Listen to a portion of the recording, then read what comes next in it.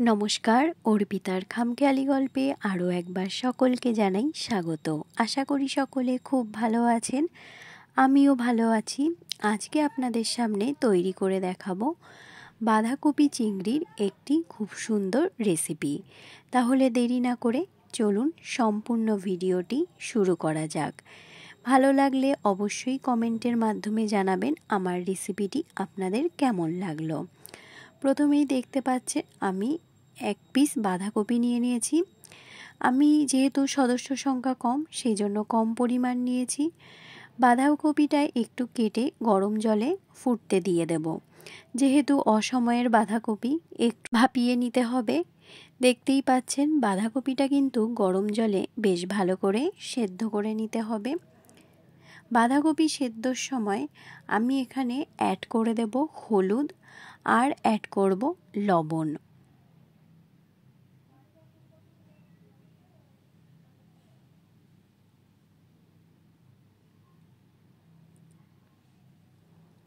হলুদ আর লবণ দিয়ে বাঁধাকপিটা আমি সেদ্ধ করে নেব।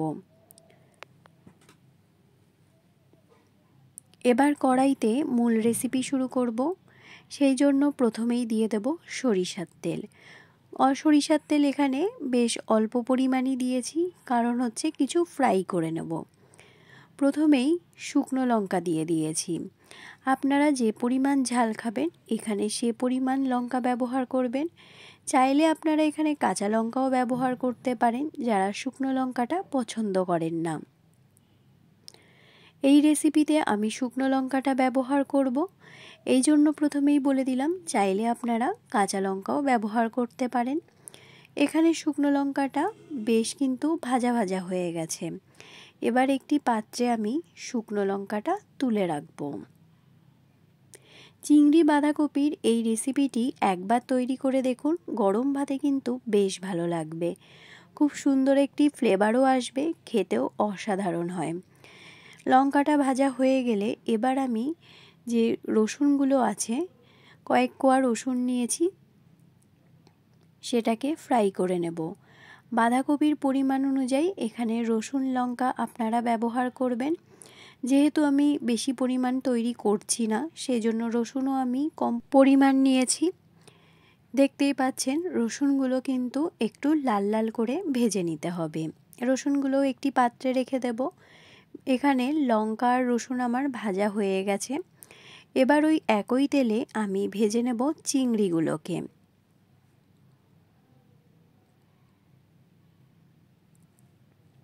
চিংড়িগুলোকেও বেশ সুন্দর করে কিন্তু ভেজে নিতে হবে।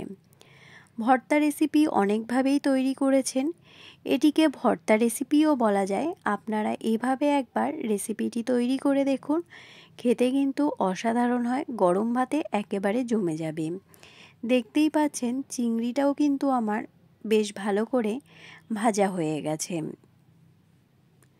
এই পর্যায় পর্যন্ত যে সকল বন্ধুরা ভিডিওটি কন্টিনিউ করছেন কিন্তু একটি লাইক দিতে ভুলে গেছেন, প্লিজ একটি লাইক দিয়ে ভিডিওটি কন্টিনিউ করবেন।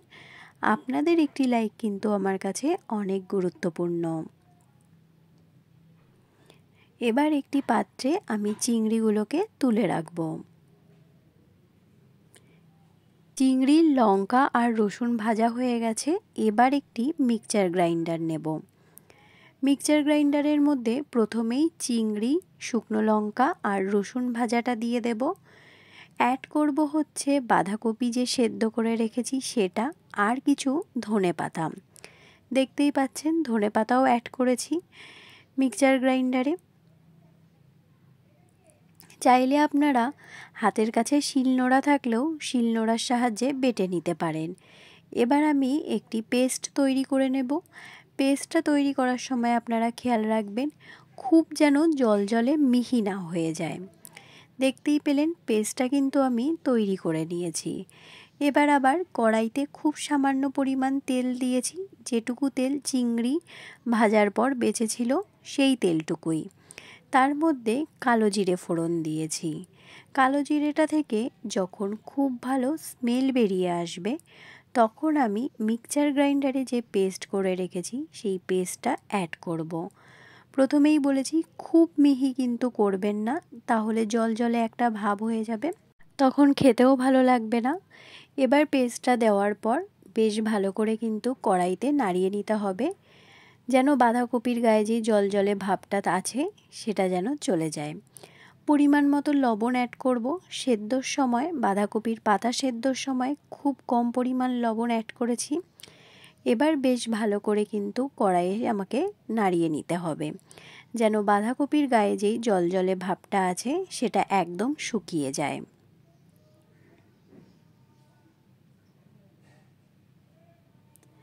এখন তো বাঁধাকপির সিজন নয়, তাও একবার আপনারা হাতের কাছে যদি বাঁধাকপি পেয়ে থাকেন, চিংড়ি দিয়ে বাঁধাকপির এই রেসিপিটি তৈরি করতে পারেন। আশা করি সকলের খুব ভালো লাগবে। এই পর্যায়ে কিন্তু খুব ভালো করে খেয়াল রাখবেন, বাঁধাকপির গায়ের জলটা কিন্তু একদম টানিয়ে নিতে হবে, না হলে খেতে কিন্তু ভালো লাগবে না।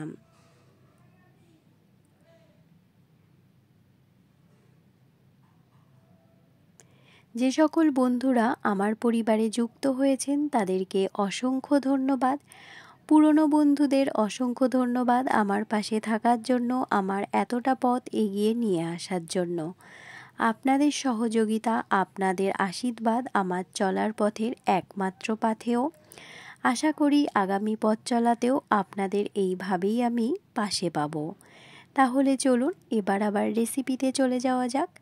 আপনাদের সাথে কথা বলতে বলতে আমি কিন্তু দেখতেই পাচ্ছেন খুন্তিটা অনবরতই নাড়ছি, যেন কড়াইতে লেগে না যায় বাঁধাকপিটা, এবং জলটাও যেন খুব ভালো করে টানিয়ে নিতে পারি।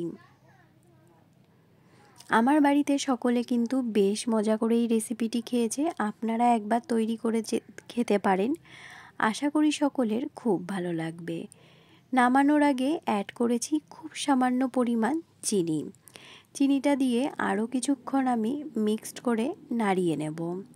চিনিটা অ্যাড করেছি ঝালের একটা ব্যালেন্সের জন্য, খেতে কিন্তু বেশ অনেকটাই ভালো লাগবে। চাইলে আপনারা চিনিটা স্কিপ করে যেতে পারেন। এই পর্যায়ে দেখতে পাচ্ছেন বাঁধাকপি থেকে জলটা কিন্তু টেনে গেছে, রেসিপি আমার তৈরি হয়ে গেছে। দেখতেই পাচ্ছেন কড়াইতে কিন্তু আর লেগে যাচ্ছে না, কড়াই থেকে খুব সহজেই বাঁধাকপিটা উঠে যাচ্ছে। তাহলে এবার একটি পাত্রে সার্ভ করে নেওয়ার পালা।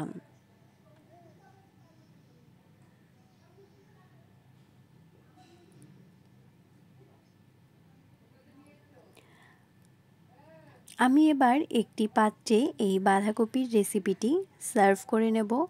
চিংড়ি বাঁধাকপির এই রেসিপিটি আপনাদের কেমন লাগলো অবশ্যই কিন্তু সেটা আপনারা আমাকে কমেন্টের মাধ্যমে জানাবেন। ভালো লাগলে আমার পাশে থেকে যাওয়ার অনুরোধ রইল।